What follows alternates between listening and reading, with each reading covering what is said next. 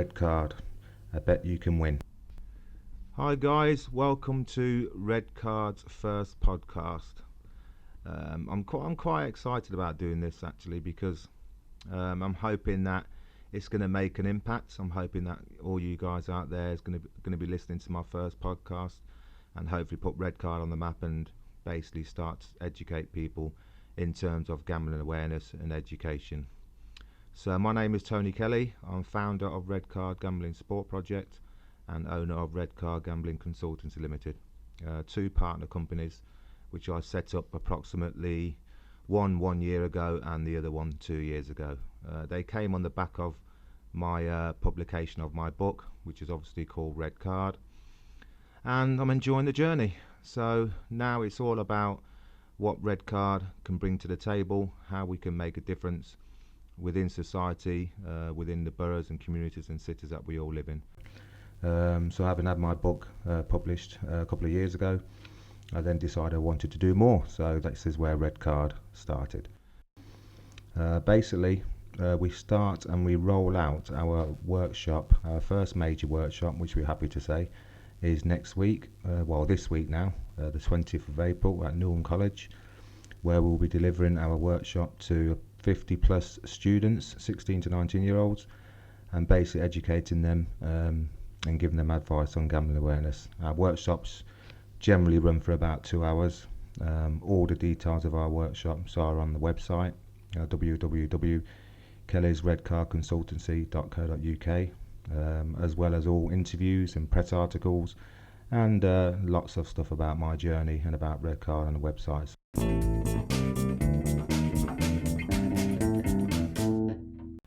I'm sure you're aware through the media over the last mainly couple of years the impact that gambling's had on thousands of people's lives.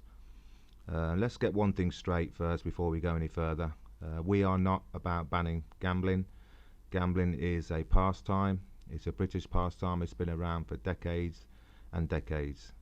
So, you know, there are thousands of people out there that can, I won't use that term, gamble responsibly, because I hate that term, but there are people that can gamble without having an issue, whether that's 20, 30, 40, 50 pound a week, whatever it is, and will never have an issue, never ever have an issue, and never will become addicted.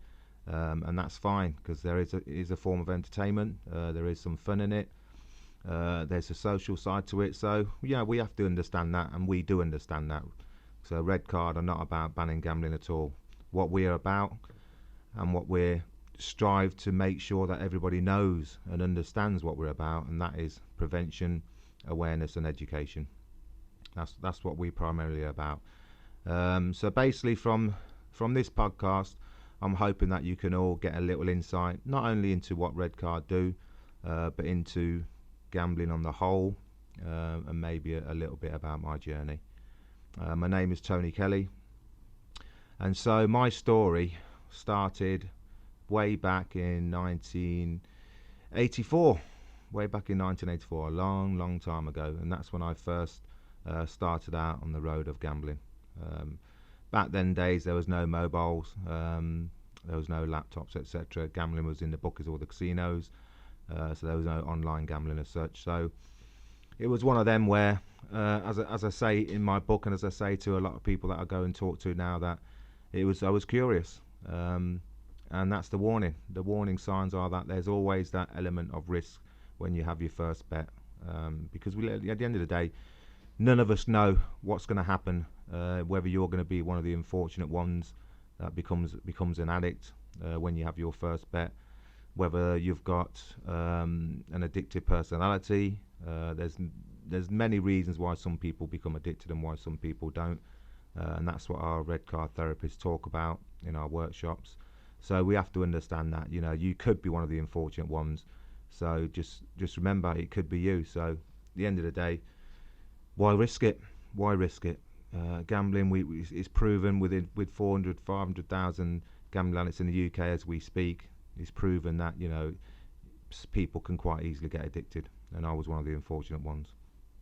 So I started at 18, and unfortunately got hooked.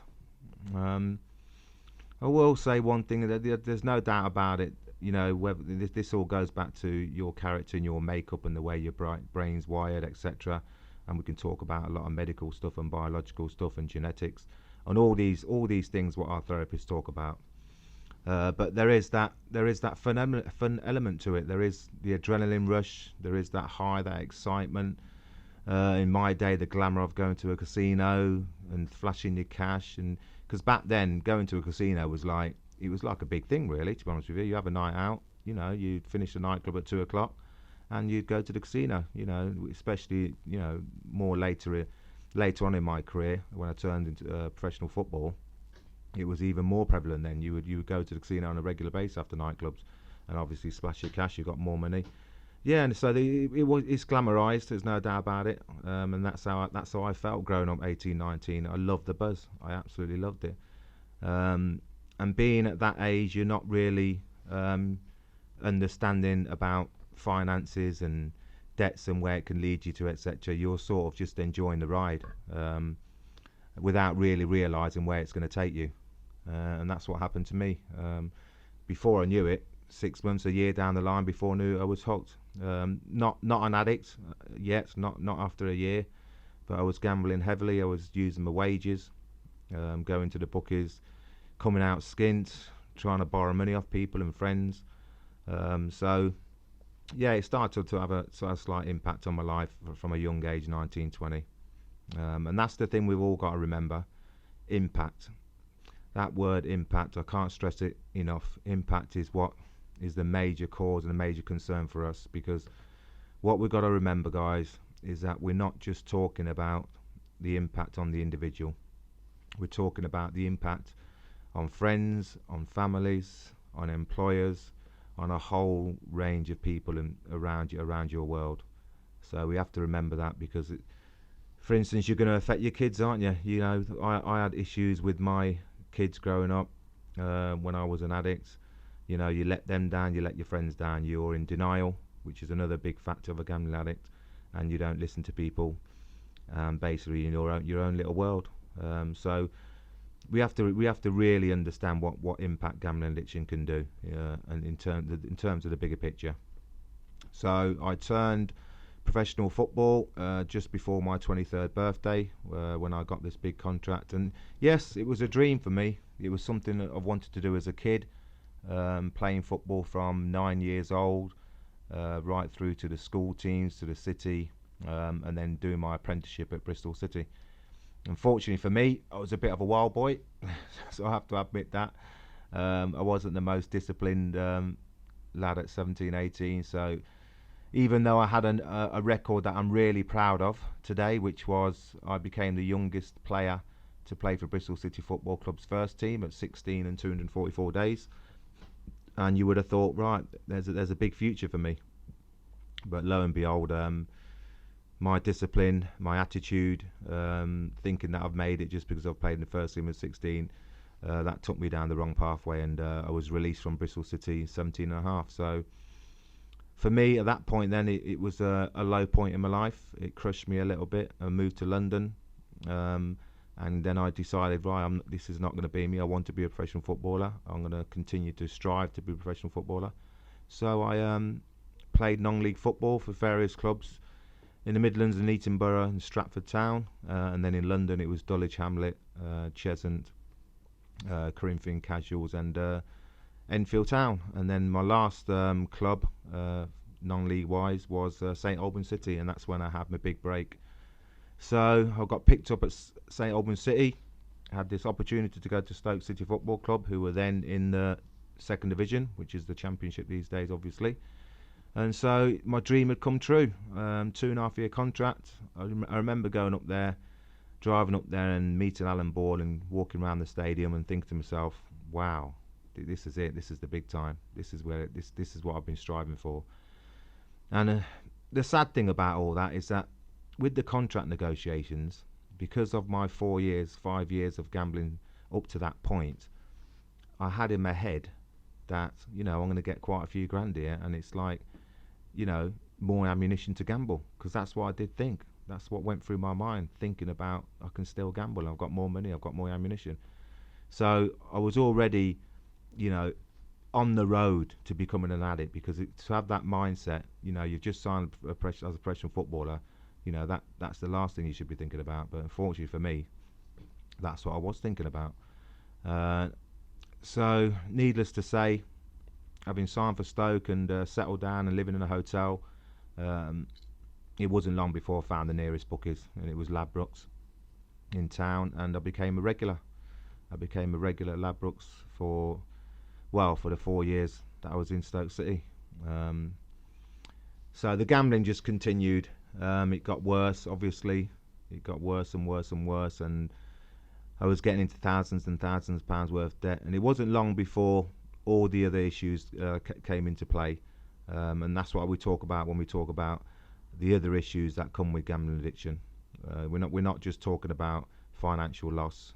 We're talking about a whole realm of issues, and that includes mental health, that includes debt, different substance misuse that some people get onto, whether you turn to crime to feed your habit. So it's there's a lot of issues you got to think about, and that's the sad thing. I think that's the sad thing, that we don't look at the bigger picture. Organisations, people out there, whether that's GamCare, whether it's Gordon Moody, whether it's National Problem Gambling Clinic, whoever it is, I don't think enough is done and said and talked about the bigger issue and the bigger picture in terms of all the other issues that come with gambling addiction. So I started to get heavily into debt. I was behind on all my payments. I had my car repossessed.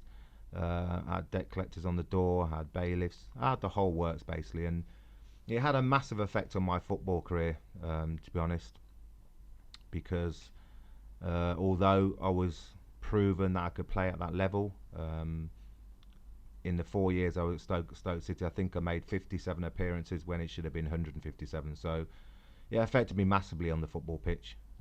I would actually go onto the football pitch and just be thinking, which is crazy really when you think about it. When I reflect on it now, it's absolutely crazy. I'll be thinking whether my horse is coming at the 3:30 at Kempton, whether my accumulators come in. These are the things that are running through my mind while I'm on the football pitch. So I couldn't focus really, from 1 week to the next. I'd stay in the team for a few weeks, I'll be out the team for a few weeks. So it had a massive effect mentally for me, and my form suffered. My form dipped all the time, and at this point, one thing to remember is that you're not just letting yourself down, you're letting your teammates down, you're letting the supporters down, you're letting the club down. So it has a massive knock-on effect to other people. So that's one thing we have to remember when we talk about, again, the impact. So this was a shame. I could see, even though I knew I had a problem, like all gambling addicts, unfortunately, the one thing we don't do is listen to people. We don't take advice, especially when you've got a lot of debt, because you're having that mindset that the big win's going to come, and you're waiting and you're waiting and you're waiting, and while you're waiting, you're digging yourself a deeper and deeper hole. And I didn't listen to anybody. I didn't listen to my family, didn't listen to my friends, in complete denial. No, it'll be okay, I'll get out of it, don't worry, a big wheel will come and I can clear my debts. But unfortunately, guys, gambling doesn't work like that. The one thing you have to do when you feel that you've got an issue and it's becoming a serious problem and it's affecting your health and it's affecting your way of life, is you have to get help. And that's the toughest and hardest thing to do. Unfortunately, you have to acknowledge it, and you have to accept it, and you have to get help, because that's the only way you're going to stop yourself from basically ruin. So that's one thing I didn't do. I didn't ask for help. I continued with my gambling, and throughout my football career, I had another 4 years as a pro at various clubs, at Leyton Orient, at Colchester, at Bury, and my gambling continued. By now I'd lost my house in Stoke-on-Trent when I moved back to London to sign for Orient. I must have had about 4 cars repossessed. My debts were mounting. I had debts all over the place, to be honest with you. And health-wise, I wasn't in a great place.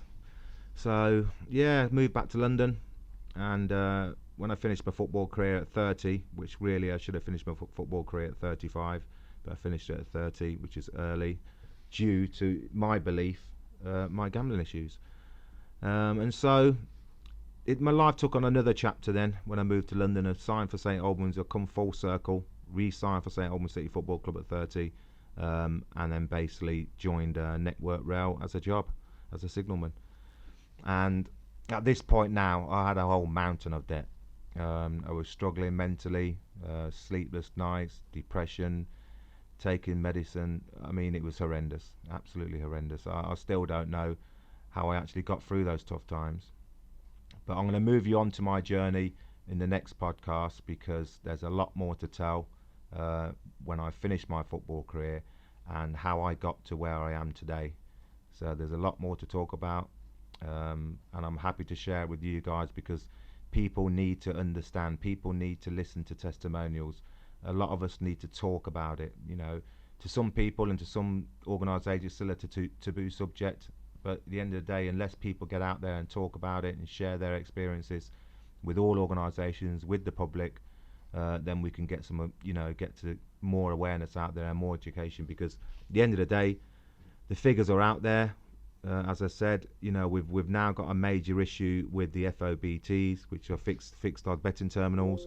So we have to understand that gambling is not going anywhere. It's here to stay. It's getting worse and worse and worse. The figures are rising. Everything's increasing, whether that's promotion, whether that's the FOBT machines in the bookies, whether that's new bookmakers, because we now have 10,000 bookmakers in the UK. So everything's increasing. There's nothing that is decreasing. So I started my book 3 years ago, and in the last 3 years, I haven't seen a decline in anything regarding gambling issues, regarding the promotion of gambling. And that's the way it's going to go. And I think partly because the government make a lot of money out of it, the gambling industry, I think billions out of it. So we have to understand that gambling's here to stay.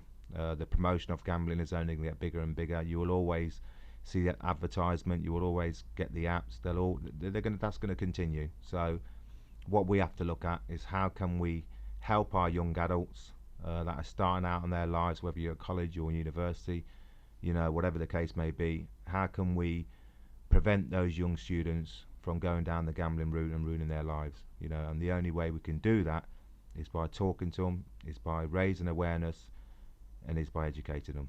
So that's what we're all about. That's what Red Card Project's all about. That's what I'm about, and I'm passionate about it. We go to Newham College next week on the 20th of April, which will be on our website 2 or 3 days afterwards. So you'll be able to see the workshop, because we're going to be filming it, so you can have an insight into how we deliver our workshops.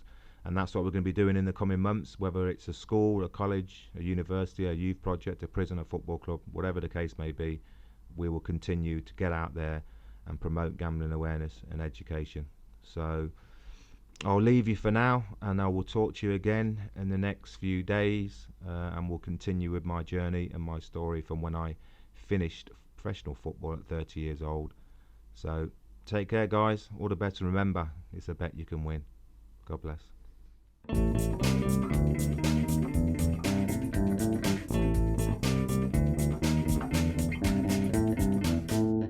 Red Card, a bet you can win.